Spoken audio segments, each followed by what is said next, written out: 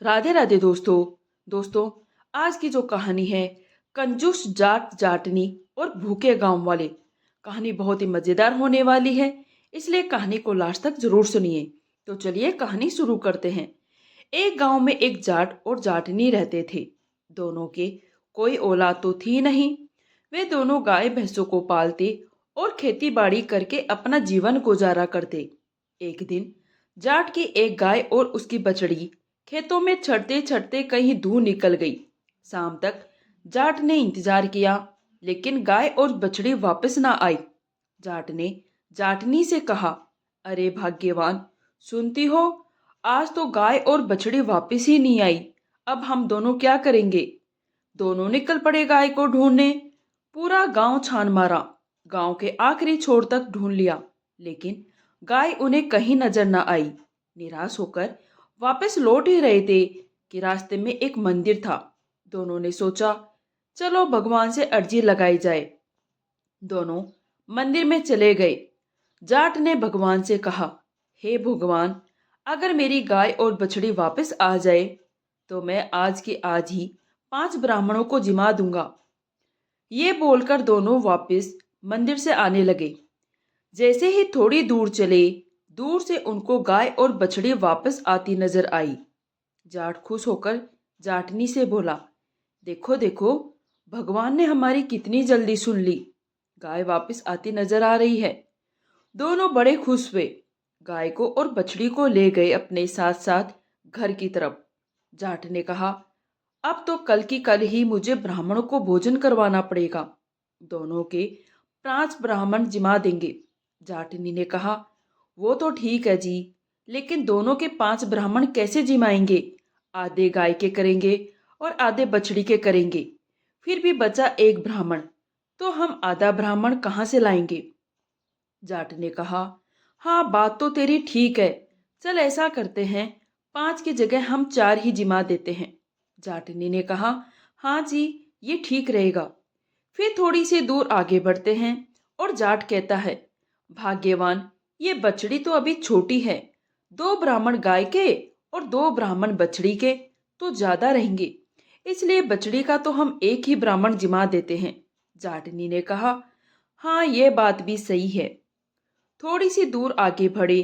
फिर जाटनी ने कहा, देखिए जी, 3 ब्राह्मण जिमाना मुझे तो ठीक नहीं लग रहा है। 3 का तो नाम ही खराब है। ऐसा करते हैं, दोनों के एक एक ब्राह्मण जिमा देते हैं। जाट ने कहा, हाँ, तू ठीक कहती है। मैं कल ही 2 ब्राह्मणों को बुला लाऊंगा। और घर पहुंच वे दोनों घर पहुंचने ही वाले थे। फिर जाट के दिमाग में आया, अरे भाग्यवान, ये जो बछड़ी है, ये तो इस गाय की ही है। इसी के शरीर से इसने जन्म लिया है, तो ये इससे अलग कहाँ हुई? इसका ब्राह्मण हम अलग कैसे जिमा सकते हैं? एक काम करते हैं, दोनों के नाम का एक ही ब्राह्मण जिमा देते हैं। जाटनी ने कहा, हाँ जी, अब आपने बिल्कुल ठीक बात की है। यूं करते करते दोनों घर पहुंच गए। दूसरे दिन जाट जाकर एक ब्राह्मण को नौता दे आया। थोड़ी देर बाद ब्राह्मण गांव के जाट के घर आ गया।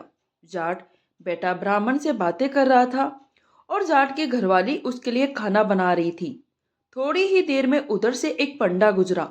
उसने देखा आज जाट के घर ब्राह्मण बेटा है, तो उसने यूं ही पूछ लिया, क्यों चौधरी जी, आज क्या कोई दावत है? जाट ने कहा, उसे सारी बात बता दी और बोला, हम आज एक ब्राह्मण को भोजन करवाएंगे। पंडे के दिमाग में एक विचार आया। उसने झट से जाट से कहा, अरे चौधरी जी साहब, एक बात कहूं तो बुरा तो नहीं मानोगे? उसने कहा, नहीं नहीं, बोलो क्या बात है? तो पंडा बोला, आजकल ब्राह्मणों को भोजन करवाने में कोई धर्म नहीं है। जाट चौंक कर बोला, वो क्यों? पंडा बोला, एक कहावत है, 100 झंडा का एक झंडा और 100 ब्राह्मण जिमाओ चाहे एक पंडा। 100 ब्राह्मणों जितना धर्म एक पंडे को जिमाने में होता है। जाट को उसकी बात दिमाग में बैठ गई। उसने ब्राह्मण को फौरन वहां से विदा कर दिया और पंडे को जिमाने के लिए बिठा दिया। ब्राह्मण वहां से मुंह लटकाकर चलता बना। जाते जाते रास्ते में उसे एक नाई मिला। नाई ने उससे कहा, क्यों ब्राह्मण देवता, आज ये मुंह लटकाए कहाँ जा रहे हो? ब्राह्मण ने उसे पूरी बात बता दी। नाई ने कहा, लगता है आपके नसीब में आज खाना नहीं था। चलिए, मैं चलता हूँ। नाई ने सोचा कि पंडा भोजन करेगा, इससे अच्छा क्यों ना कुछ जुगाड़ लगाकर मैं ही भोजन कर लूं। वह पहुंचा सीधा जाट के घर पर। उसने जाट से कहा, राम राम चौधरी जी। जाट ने कहा, राम राम, क्या हो रहा है। जाट ने उसे भी सारी बात बता दी। आज हम एक पंडे को जिमा रहे हैं। नाई ने कहा, देखिए चौधरी जी, आजकल पंडों को जिमाने का कोई धर्म नहीं है। जाट ने पूछा, क्यों भाई। वो कहावत तो आपने सुनी ही होगी, 100 खड्डे खोद चाहे एक खाई, 100 पंडे जिमाओ चाहे एक नाई। 100 पंडों जितना धर्म आपको एक नाई को जिमाने से होगा। जाट को उसकी बात भी जम गई। उसने पंडे को फौरन वहां से रवाना किया और नाई को जिमाने के लिए बिठा दिया। पंडा अपना सा मुंह लेकर वहां से चलता बिना। चलते चलते रास्ते में उसे एक तेली मिला। तेली ने पंडे से पूछा, क्यों भाई, क्या हुआ, आज ये मुंह क्यों लटका हुआ है। पंडे ने उसे सारी बात बता दी। तेली ने उसे राम राम किया और रवाना हो गया। उसने सोचा कि नाई की जगह अगर मैं खाना खा लूं तो। वह चलता है सीधा जाट के घर पहुंचा और उसी से कहा, चौधरी साहब, आजकल नाई को जिमाने का कोई जमाना नहीं है। जाट ने कहा, वो कैसे।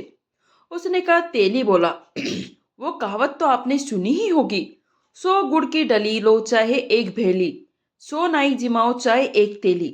जाट को उसकी बात भी समझ में आ गई।